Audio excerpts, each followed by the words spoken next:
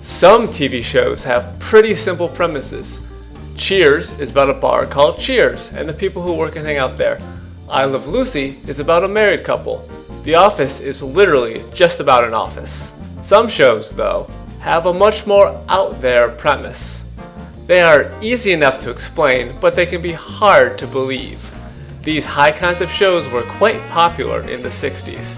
Here are 5 of our favorite 60s sitcoms with premises that extend beyond the bounds of our regular day-to-day lives. I will teach thee, master. Number 1.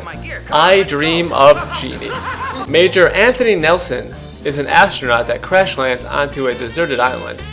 There, he finds a bottle that contains a genie, also known as Genie, who comes back with him to Florida. Genie considers Tony her master and always tries to please him and answer his wishes even when they aren't really wishes. Every episode is basically the same format. Genie does something for Tony, it backfires, Tony flounders about, and in the end, she manages to fix everything. I believe the term is snow. Well, sleet or snow, it has no business on a set. Number 2. My Favorite Martian. Certainly. Gesundheit.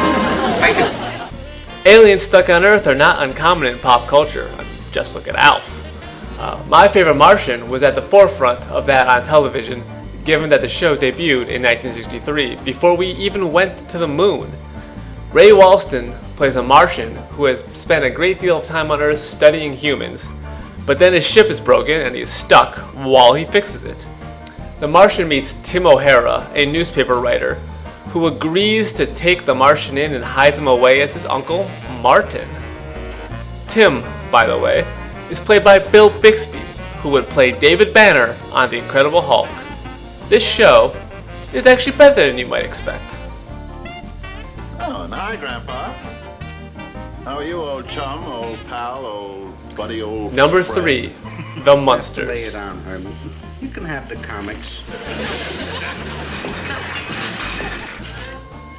Herman Munster is Frankenstein's monster.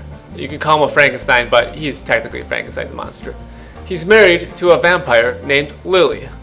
Her dad, Grandpa, also a vampire, is around too. However, Herman and Lily have a kid who's a werewolf, and then they adopt a run-of-the-mill human named Marilyn who they consider weird. It's all super broad and, honestly, not always very funny. The Addams Family is much better. I know, but I think we'd better rehearse a bit before we get home. Well, I won't forget to use the clutch again. No, I mean Number 4, rehearse how you're going My to explain Mother, me to your wife. The Car. I know. Why don't you try telling her that my motor is worth twice what you paid for me? When people talk about wacky sitcom premises from back in the day, My Mother the Car is one of the first that comes to mind. Sure, it only ran 1 season, but this was the 1960s, so it still aired 30 episodes. A man buys a car. It turns out to be his mother, reincarnated. No, really. That's what the show is about. I don't want my wife to know anything about this. You see, she feels that I'm And number overly 5, attached to my horse. Mr. Ed. Whatever gave her that idea? You know women. Mr. Ed is the name of the horse. Oh, and he's a horse that talks.